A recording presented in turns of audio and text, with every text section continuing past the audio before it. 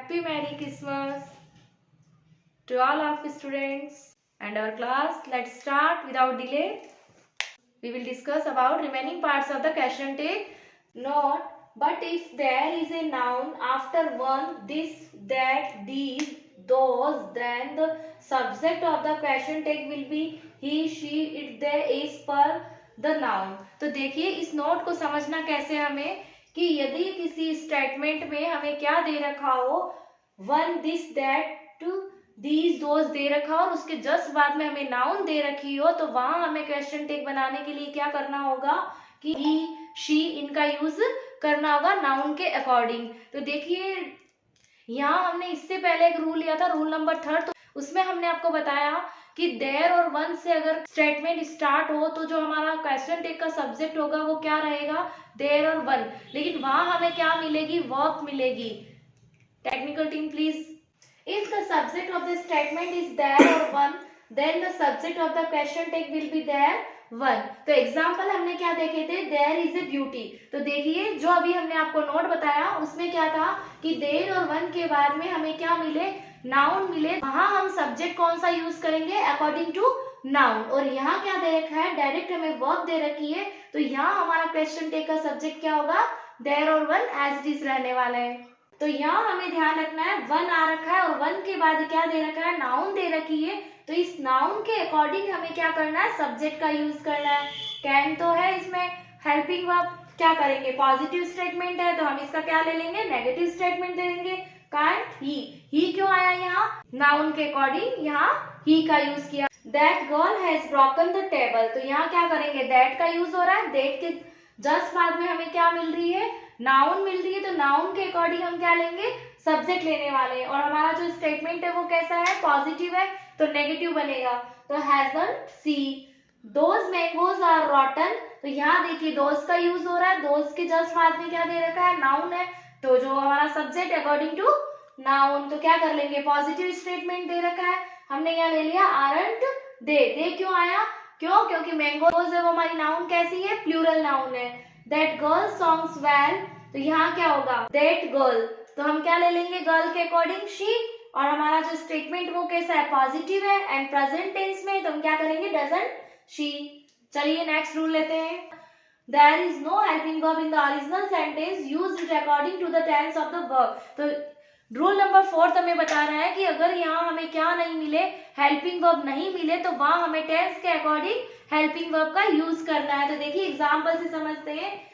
Ram and Mohan went to market for shopping, तो यहाँ ध्यान देना है कि हमें हेल्पिंग वर्ब कुछ भी नहीं मिल रही है। तो अभी हमारा रूल नंबर 4 क्या बताया था कि इसमें हमें क्या मिलने वाली है, ओरिजिनल हेल्पिंग वर्ब नहीं मिल करके हमें मैन वर्ब दी जा रही है। तो अकॉर्डिंग टू मैन वर्ब उसी के अकॉर्डिंग हमें क्या कर देना है, वर्ब फिल करनी है। तो देखिए डिडंट दे, तो दे क्यों आया यहाँ, क्योंकि राम एंड मोहन दो सब्जेक्ट है, इसलिए वहां हमें किसकी जरूरत होगी, प्लूरल सब्जेक्ट की जरूरत होगी। उसके बाद में वेंट हमारी V2 है, तो V2 किस में आती है, पास्ट सिंपल में। तो जब हम क्वेश्चन पुटअप करते हैं तो क्या लेते हैं, डिड, और हमारा स्टेटमेंट है वो कैसा है, पॉजिटिव है, इसलिए हमने उसको क्या कर दिया, नेगेटिव बना दिया।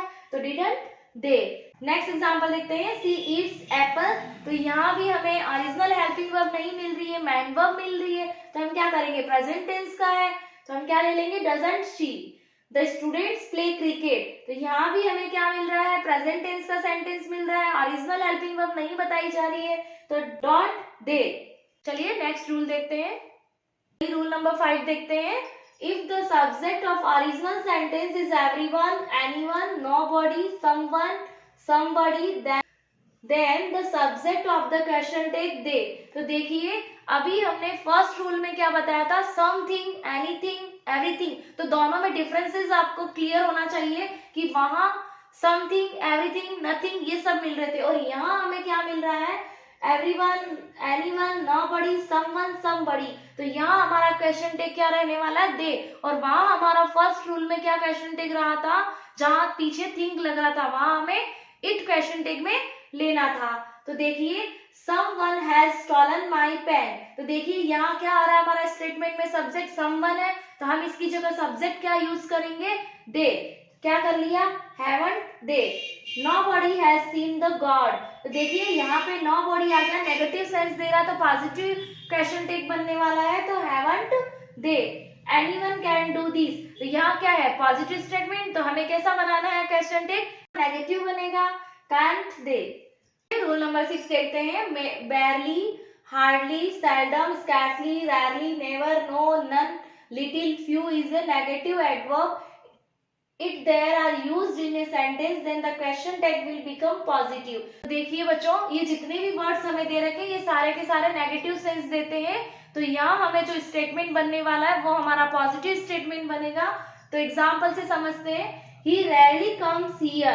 तो देखिए यहाँ हमें ओनली टेंस का ध्यान रखना है, बिकॉज की जो ये वर्ड्स है वो सारे के सारे क्या हमारे सभी नेगेटिव वर्ड्स दे रखे हैं। तो does he, a barking dog seldom bites, so does he knows little about her। तो यहाँ क्या ले लेंगे, he knows little about her, तो does he, they hardly walk sincerely, तो क्या कर देंगे, they आ रखा है, तो यहाँ क्या करेंगे, do they। चलिए रूल नंबर 7 लेते हैं, if the original sentence has dare, need plus not plus verb की first form as a model, then the question tag will have the helping verb dare या need, but if dare and need is in the form of the verb, then question tag the helping verb do, does, did according to tense will be used। तो देखिए यहाँ हमें क्या समझना है कि if the original sentence, हमारा जो ओरिजिनल स्टेटमेंट है उसमें dare, need plus not plus verb की first form as a modal के रूप में यूज की जा रही है, तो हमारा क्वेश्चन टैग की जो वर्ब होगी वो क्या हो जाएगी, डेयर और नीड। और यदि इसके अंदर डेयर और नीड को हम वर्ब के अकॉर्डिंग यूज कर रहे हैं, तो वहां हमारा जो क्वेश्चन टैग है उसकी जो वर्ब होगी वो कैसे यूज होगी, डू, डज, डिड, यानी अकॉर्डिंग टू टेंस। चलिए एग्जांपल से समझते हैं, she dare not go there. तो यहाँ क्या आ रहा है हमारा, ये हमारी डेयर या need plus not plus verb की फर्स्ट फॉर्म के साथ यूज हो रहा है, तो हम किससे इसका क्वेश्चन टेक बनाने वाले हैं, तो dare she dares to challenge him. तो यहाँ क्या है, डेयर्स को हमने मेन वर्ब के रूप में यूज किया है, तो हम कैसे बनाएंगे, doesn't she, you don't dare to touch it, तो डू यू। देखते हैं, इसका एक नॉट एक्सेप्शंस दे रखा है, यानी अपवाद दे रखे हैं, if used to is used in the main statement, then didn't, use not will be used in the question tag। तो देखिए इसे एग्जांपल से समझते हैं कि he used to wear a hat। तो देखिए बच्चों यहाँ क्या करना है, हमारा जो स्टेटमेंट है उसमें हमें used to दे रखा हो तो वहां कर देना है didn't he कर सकते हैं हम, और यह क्वेश्चन टेक कर सकते हैं use not he never used to wear a hat। तो यहाँ क्या हो जाएगा, did he, they used not to go there, तो did they। चलिए नेक्स्ट देखते हैं, चलिए रूल नंबर 8 देखते हैं, if have, has, had is used as main verb, it means to have, drink, eat, that, question tag do, does, did और have, has, had will be used. तो देखिए जहां पे भी हमें इस प्रकार का मिले कि जहां हमें हैज, हैव और हैड मिल जाए मेन वर्ब के रूप में, तो वहां हमें क्या कर देना है, do, does, did and will be used। देखिए एग्जाम्पल से समझते हैं, she had dinner at PM। तो यहाँ क्या करेंगे, had dinner, क्या कर देना है हमें यहाँ, didn't she या hadn't she।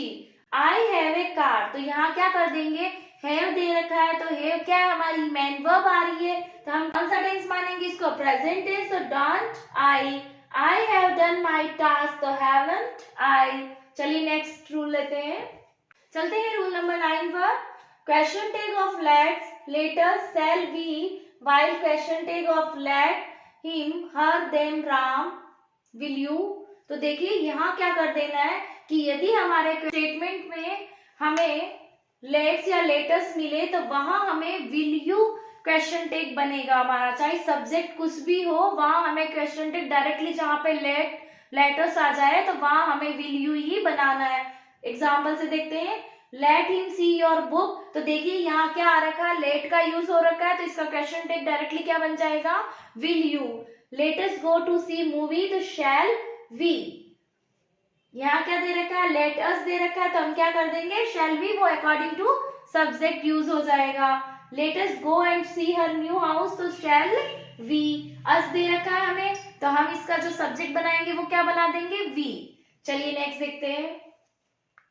रूल नंबर 10 देखते हैं, question tag of imperative sentence. तो देखिए बच्चों, यहाँ ध्यान देना, यदि हमारा जो स्टेटमेंट है वो कैसा हो, इंपेरेटिव सेंटेंसेस हो, तो वहां हमें V1 don't plus V1 please, will be, will you और वांट यू, दोनों में से क्या कर देना, जब भी हमें इंपेरेटिव सेंटेंस बताया जा रहा है तो वहां हमें या तो वांट यू कर देना क्वेश्चन टैग या विल यू कर देना, दोनों ही राइट होते हैं। चलिए एग्जाम्पल, शट द डोर, तो यहाँ पे क्या है, शट द डोर, तो वो इंपेरेटिव सेंटेंस है, तो हम इसका क्वेश्चन टैग किस प्रकार बनाएंगे, या तो विल यू कर देंगे या want you. Next, please do me A favour, क्या कर देंगे, वांट यू या विल यू। डोंट चीट हर, तो विल यू या वांट यू। तो चलिए बच्चों, यहाँ हमारा क्वेश्चन टैग का टॉपिक कंप्लीट जाता है। तो मिलते हैं कल एक न्यू टॉपिक के साथ में, तब तक के लिए good night and again happy मेरी Christmas to all of you students.